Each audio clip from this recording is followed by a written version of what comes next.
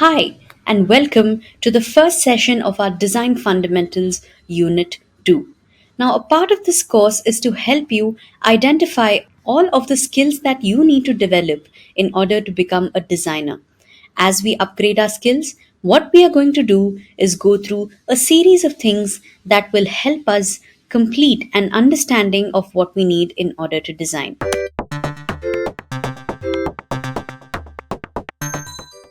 So, the first thing that we're going to learn is basic visuals for flowcharts and storyboards. Why do we do this? Because storytelling is fundamental to design. First, let's answer a simple question. Why do we need visuals? We need visuals because humans have used it since the dawn of time to be able to create and to be able to communicate. They have used it where language and script have not been developed in the past either, and they've also used it across history, across the world, and across cultures to be able to communicate to the masses, especially where language was a barrier or education was a problem. Now, this comes under the mode of sequential art, which is a series of visuals where an entire story or an experience have been communicated one by one in a sequence. Visuals have always been a primary mode of communication.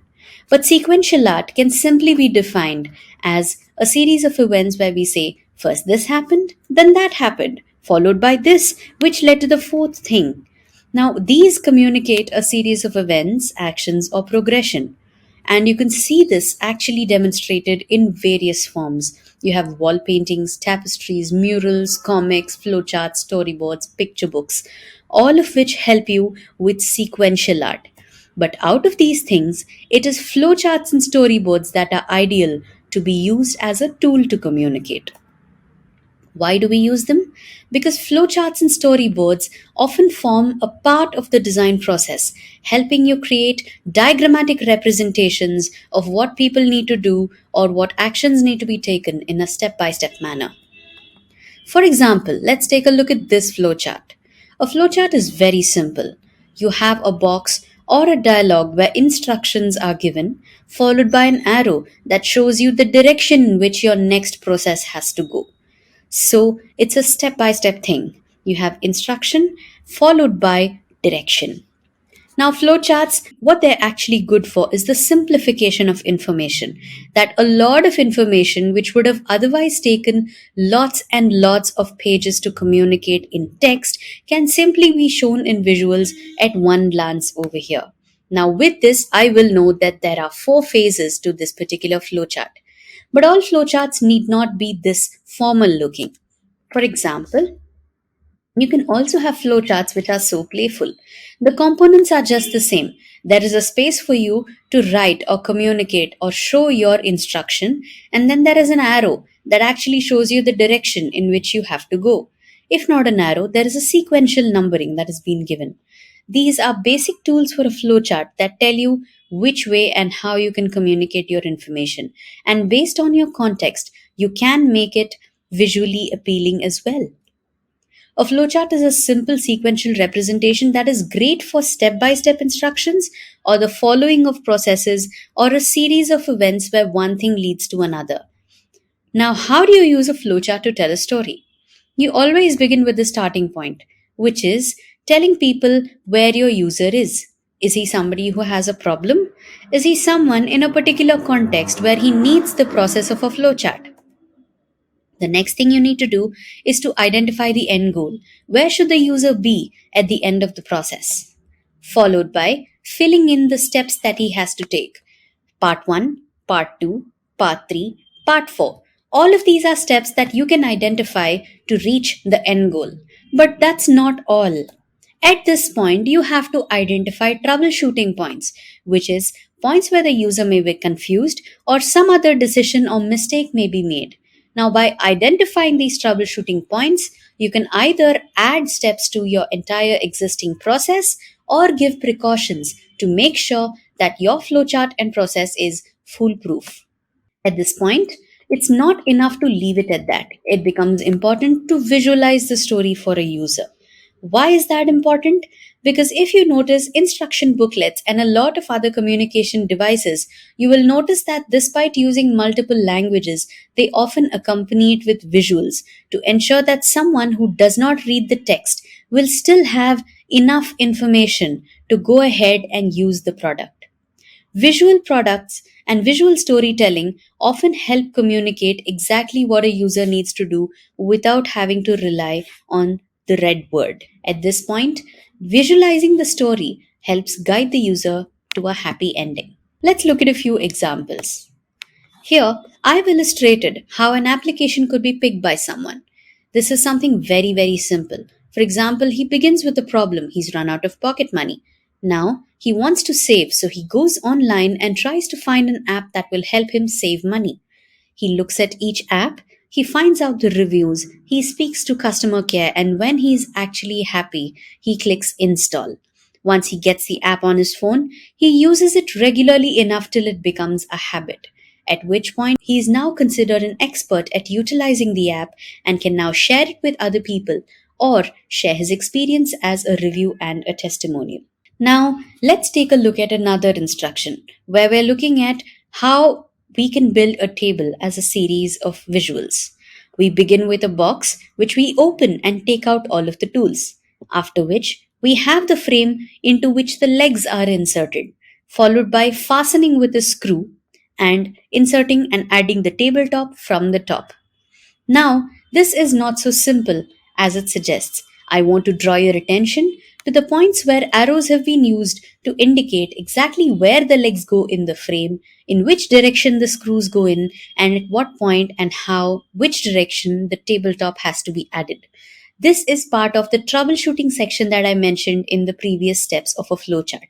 Basically, they help you make your flowchart idiot proof so that people do not mess up when it comes to simple instructions and make sure that they always follow things with the most basic visual cues. In all of these things, I have used the simplest of drawings and even icons and emojis as shown in this previous chart. You don't need any great drawing experience to be able to communicate. All you have to do is open any chat application on your phone and go through the emojis that are present in it. Emojis and icons are often very potent, powerful tools to communicate things very easily.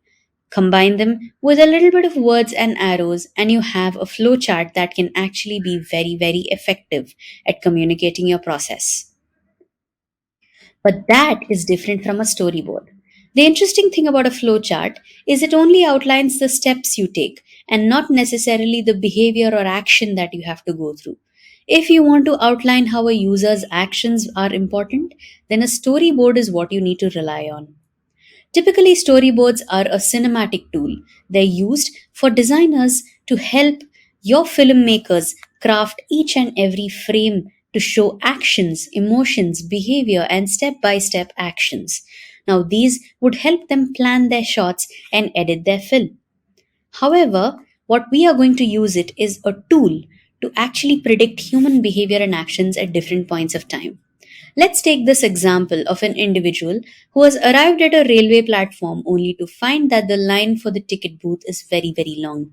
He's in a hurry and he's frustrated. So, as a matter of surprise, he notices that there is a kiosk which will help him vend tickets to his destination. He goes up, selects his destination, selects his payment mode, scans a QR, pays such that the ticket immediately shows up in his phone, and in less than a minute, his frustration is over and he's on his way to the railway platform. It's that simple. You don't need any outlandish drawing skills. You don't need ultra high quality communication devices. All you need are actions that predict the behavior of your user in certain contexts and outline how your product helps reinforce that. A storyboard is a sequential representation that is ideal for action and behavior mapping and for interaction design. Interaction design being the touch point between the product and the actual instruction. Every product has visual cues that invite a user to perform an action. For example, a button invites you to press it, a switch invites you to turn it on, whereas a plug invites you to pull it out or put it in. Now, each of these are called touch points, and the action the human takes with regards to the product is called an interaction.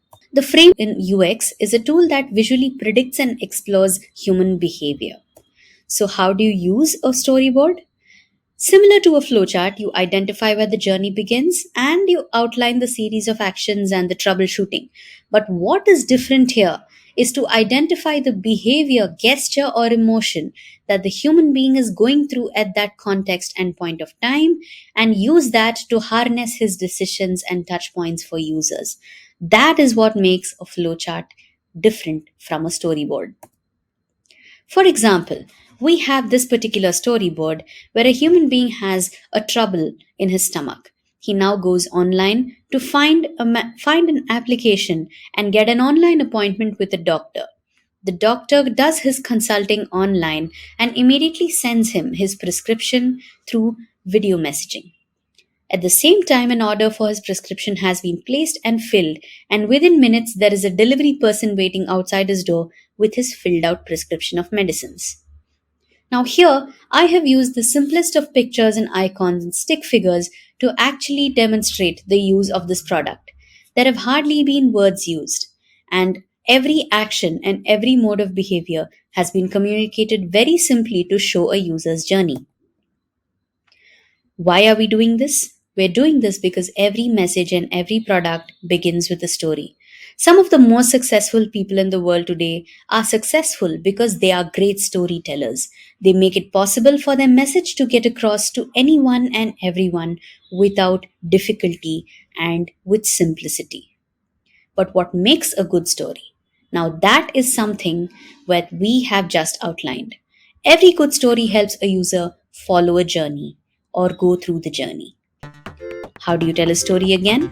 You begin with the starting point, identify your message, elaborate on the steps to take, and if this is a storyboard, you also outline his behavior, emotions, and actions, identify where he could go wrong, visualize the whole thing, and guide them to a happy ending. Happy storytelling!